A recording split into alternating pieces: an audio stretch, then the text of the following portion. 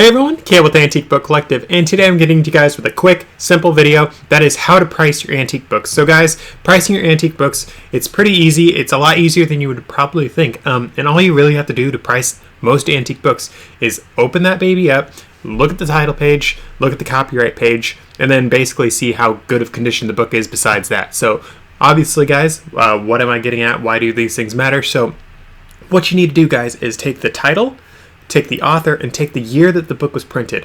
Those are the important pieces of information, and you have to Google those. You can look them up on eBay, and if you can't find it on eBay, of course, you hop onto Google next. And if you can't find it on Google, then you're up a creek without a paddle. Of course, that's not entirely true. There are other websites that will have the information, but honestly, if it does not pop up on eBay, and if it does not pop up on a Google search or a Google search where you hop on over to the shopping tab, then odds are there might not be any comps or comparable items sold to your particular book, which is not too uncommon for a lot of antique books. Guys, it happens all the stinking time. I'm actually going to get into that in another video, but again, that is for another video. If you guys would like to watch that video, you guys can actually watch it right there. I'm going to be having it come out shortly, so be ready for that one. But with that said though, guys, if you do find comps for your book though, which is what this video is about, you have to find other books that are in similar condition to yours. So not only do you need to find something of the same year, the same title, same author, obviously,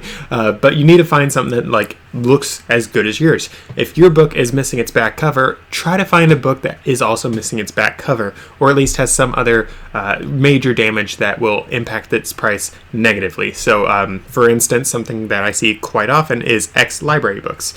So what does that mean, Exlibrary books, guys? That basically just means that it came from a library, believe it or not. Those are generally not seen as the best quality books, but oftentimes it's the only thing you can get of a lot of different books, and oftentimes you can still get them for a very, very good price. So with that said though, if you have an Exlibrary book, try to find an Exlibrary book. Generally, I see that a lot of the Exlibrary books that I sell that are like antiques that are in good condition overall. So let's say we are dealing with a good condition antique book, that's one, and then the same exact antique book, which is mine, which is an Exlibrary one.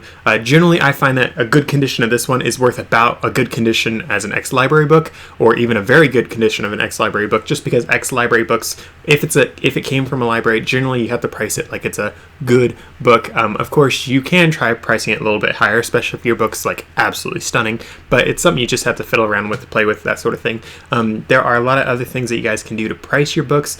Personally, when I'm pricing my books, I like to undercut a lot of other people. Maybe not by a ton, but just by enough to make sure that I sell. I know a lot of people will hate on me and be like, oh, you're racing to the bottom, but at the end of the day, I'm here to run a business, and if I'm profiting, very good. A very good profit is a very good profit. I'm willing to take maybe $10 less on profit if I'm still making like 20 times on my money, you know?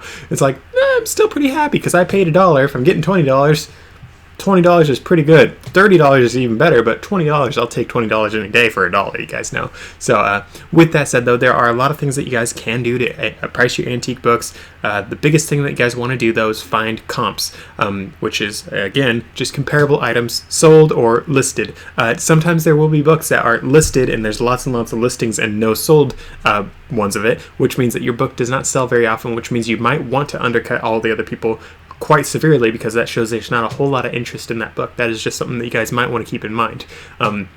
With all that said though, guys, there are a lot of other things to do when you can't find comps for your book. Again, I'm doing that in another video. I'll link to it at the very end in the top corner. But if you guys do have a book that has comps, that is basically 99% of the battle. And from my experience, at least, I find that is probably what I come across 80 to 95% of the time. Honestly, it depends on the certain sale that I go to or the place that I go to buy these books. Sometimes someone has all the books that are all like easy to look up. Other times people have an entire collection of books that there are no comps for anywhere. And I'm just like, where'd you find these? What in the world? Did you make these? What is this? Sometimes you'll have that come sometimes as well. So with all that said and done though, guys, I hope this was helpful for you guys. Please be sure to subscribe, and again, check out the other video, guys, if you guys are doing antique book selling. That one's going to guide you guys through how to sell antique books and price antique books if you can't find comps for it, because that does happen. It happens often enough that I get a lot of questions for it. So with all that said and done though, guys, thank you for watching. See you in the next one.